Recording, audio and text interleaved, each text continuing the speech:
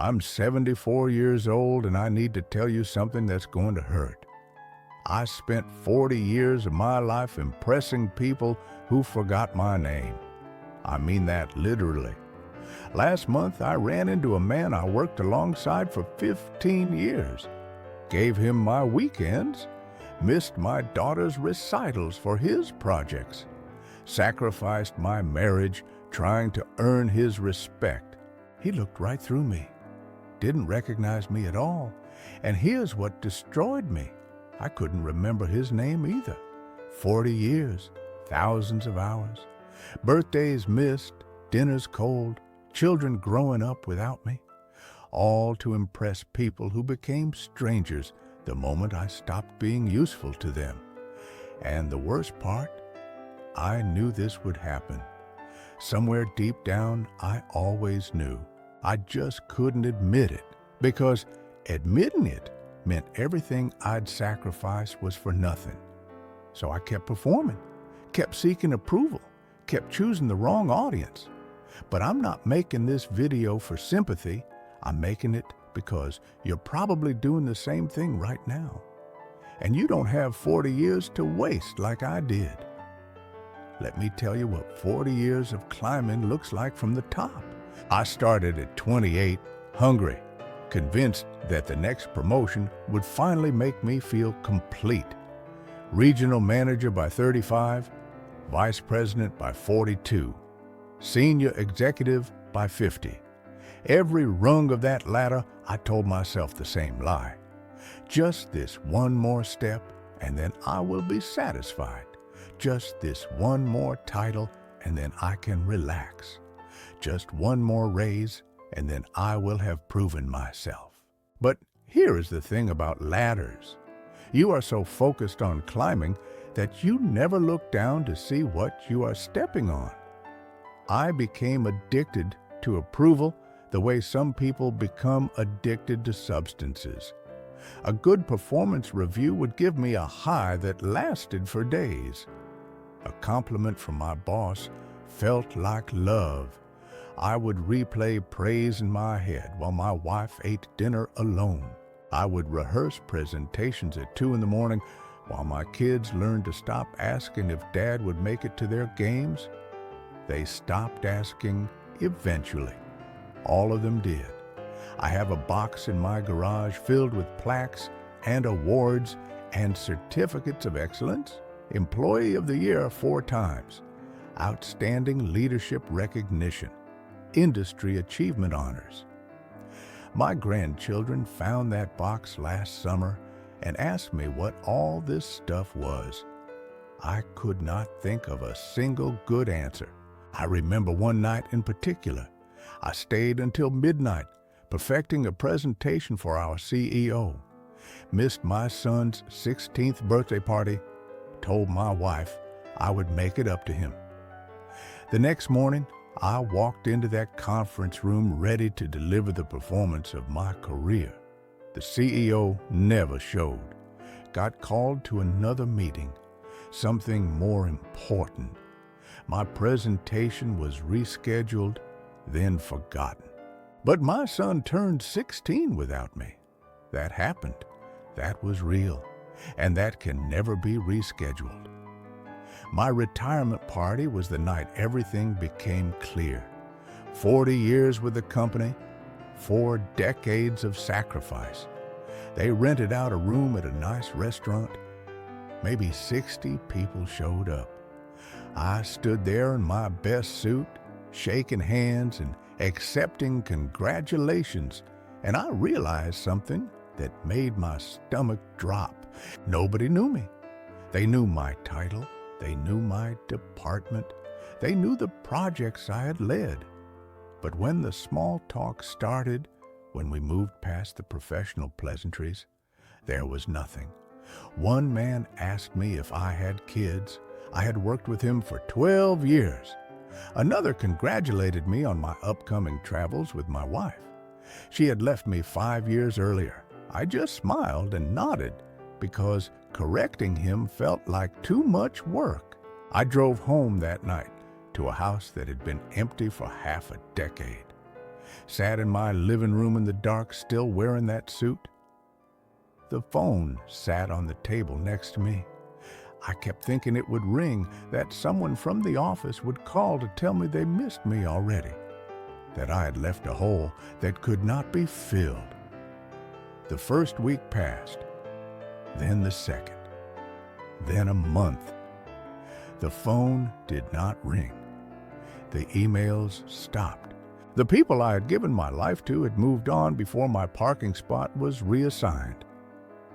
I sat there in that dark room night after night, asking myself questions I had spent 40 years avoiding.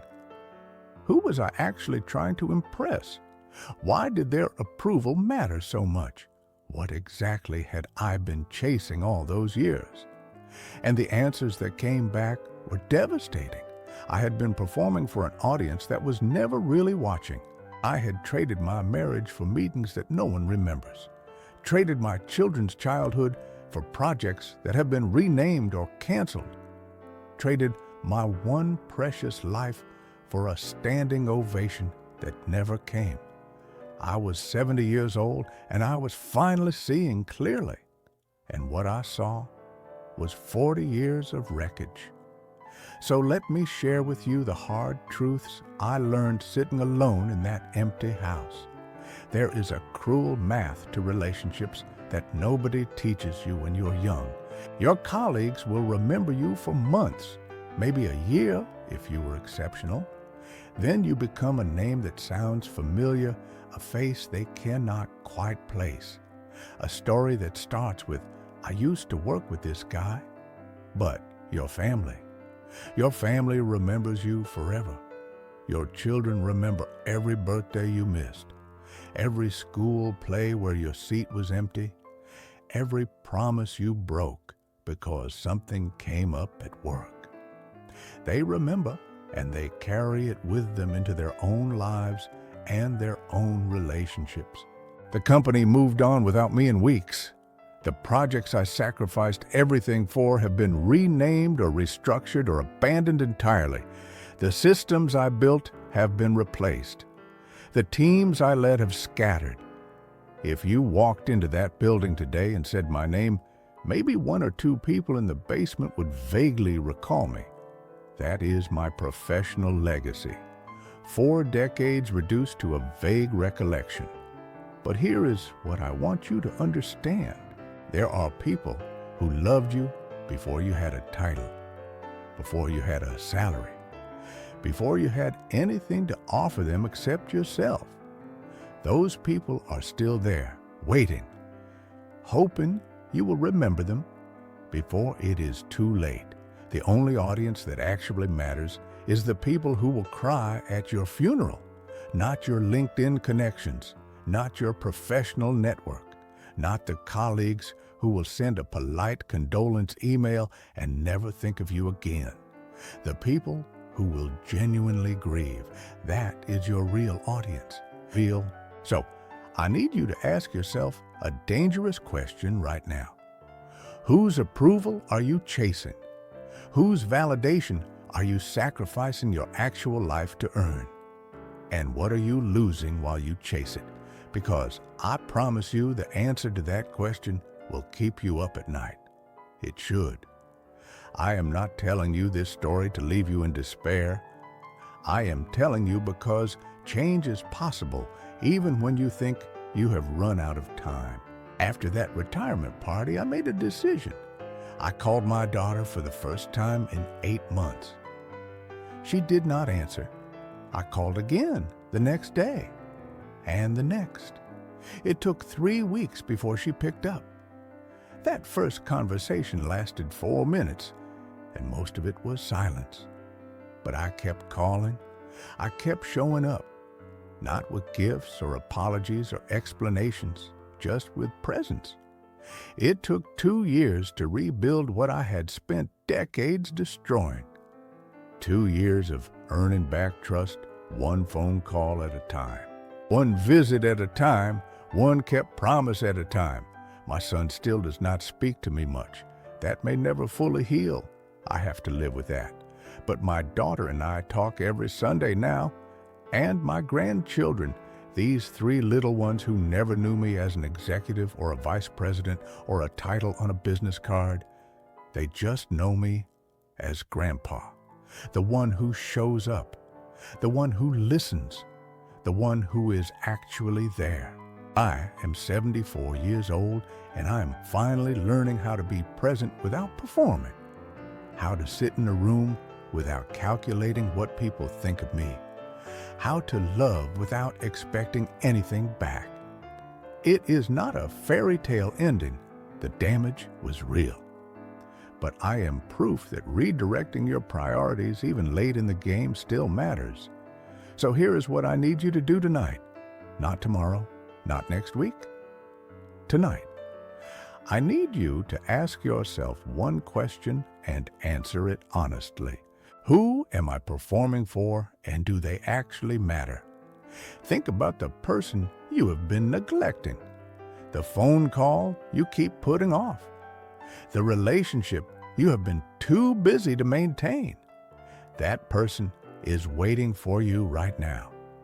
They have been waiting while you chase approval from people who will forget your name the moment you stop being useful to them. There is someone in your life who loved you before you achieved anything. Someone who will love you long after your titles mean nothing. Call them. Not because you have time. You do not have time. None of us do.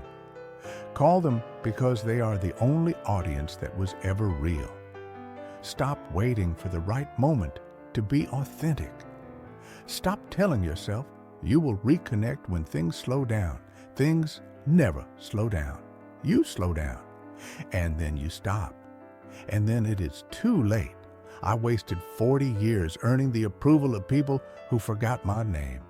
Do not make my mistake. Spend your years earning the love of people who never will.